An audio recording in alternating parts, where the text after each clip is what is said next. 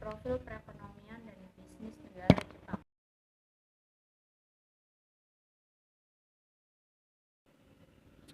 Sekilas mengenai negara Jepang.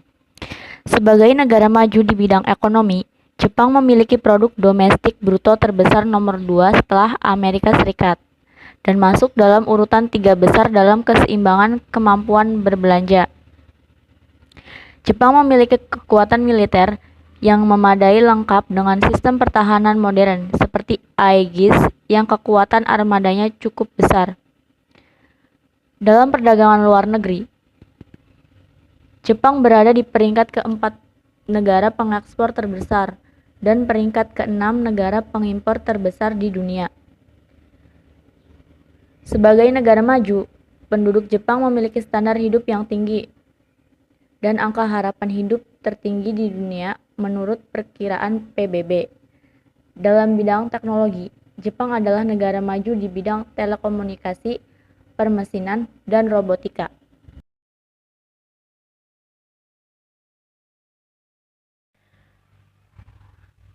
Ekonomi dan bisnis negara Jepang. Jepang mulai menganut ekonomi pasar bebas dan mengadopsi kapitalisme model Inggris dan Amerika Serikat. Sistem pendidikan barat diterapkan di Jepang, dan ribuan orang Jepang dikirimkan ke Amerika Serikat dan Eropa untuk belajar. Lebih dari 3.000 orang Eropa dan Amerika didatangkan sebagai tenaga pengajar di Jepang. Pada awal periode Meiji, pemerintah membangun jalan kereta api, jalan raya, dan memulai reformasi kepemilikan tanah.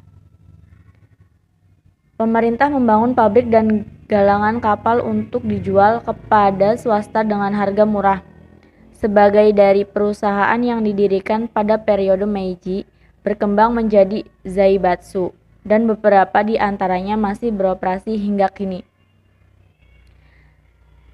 Zaibatsu sendiri yaitu merupakan perusahaan-perusahaan besar dan monopoli vertikal yang dikuasai suatu keluarga, yang terdiri dari perusahaan induk yang berada di bagian atas, beserta sebuah bank yang didirikan sepenuhnya memiliki sendiri untuk menyediakan sumber keuangan, serta beberapa anak perusahaan di bidang industri yang mendominasi sektor-sektor tertentu sebuah pasar, baik secara sendiri atau melalui beberapa sub-anak perusahaan.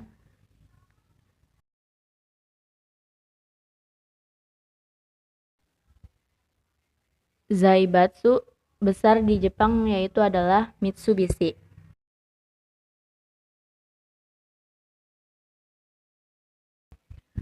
Bursa saham Tokyo, bursa efek terbesar nomor 2 di dunia. Dalam indeks kemudahan berbisnis, Jepang menempati peringkat ke-12 dan termasuk salah satu negara maju dengan birokrasi paling sederhana. Kapitalisme model Jepang memiliki sejumlah ciri khas, yaitu Heiratsu adalah grup usaha yang beranggotakan perusahaan yang saling memiliki kerjasama bisnis dan kepemilikan saham. Negosiasi upah atau Shimto. Berikut perbaikan kondisi kerja antara manajemen dan serikat buruh dilakukan setiap awal musim semi. Budaya bisnis Jepang mengenal konsep-konsep lokal seperti 1. Nenko. Sistem urutan senioritas di Jepang dalam mendapatkan atau menduduki suatu jabatan berdasarkan lamanya pengalaman bekerja di suatu perusahaan atau organisasi yang sama. 2. Nemawashi. Sebuah sistem proses informal berupa tindakan yang diam-diam meletakkan dasar untuk memuluskan beberapa perubahan atau proyek yang diusulkan. 3. Salariman. Istilah seorang yang mendapatkan berbasis gaji, terutama mereka yang bekerja untuk perusahaan besar atau korporasi. Bursa saham Tokyo, bursa efek terbesar nomor 2 di dunia. Dalam indeks kemudahan berbisnis, Jepang menempati peringkat ke-12 dan termasuk salah satu negara maju dengan birokrasi paling sederhana. Kapitalisme model Jepang memiliki sejumlah ciri khas, yaitu Heiretsu, adalah grup usaha yang beranggotakan perusahaan yang saling memiliki kerjasama bisnis dan kepemilikan saham. Negosiasi upah atau SIMTO. Berikut perbaikan kondisi kerja antara manajemen dan serikat buruh dilakukan setiap awal musim semi. Budaya bisnis Jepang mengenal konsep-konsep lokal, seperti 1. Nenko. Sistem urutan senioritas di Jepang dalam mendapatkan atau menduduki suatu jabatan berdasarkan lamanya pengalaman bekerja di suatu perusahaan atau organisasi yang sama. 2. Nemawashi. Sebuah sistem proses informal berupa tindakan yang diam-diam meletakkan dasar untuk memuluskan beberapa perubahan atau proyek yang diusulkan. 3. Salariman. Istilah seorang yang mendapatkan berbasis gaji, terutama mereka yang bekerja untuk perusahaan besar atau korporasi.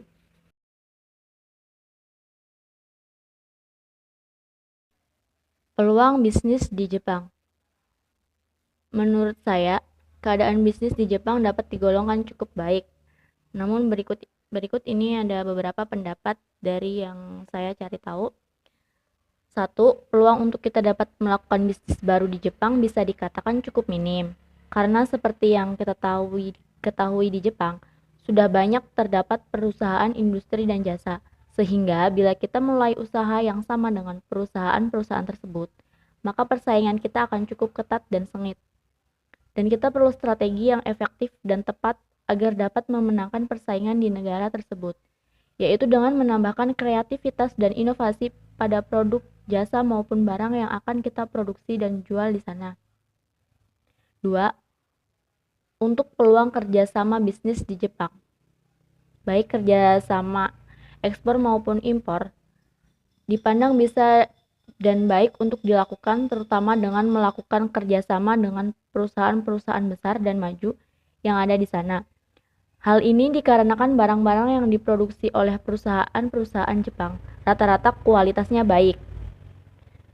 Kemudian 3, kita juga bisa berbisnis di sana dengan membeli perusahaan di sana yang sudah mau bangkrut, yang kita pahami prospek dan bidang usahanya. Kemudian kita kembangkan dan bangun usaha tersebut dengan inovasi, kreativitas, dan strategi usaha kita yang jitu, serta pengalaman usaha yang kita miliki.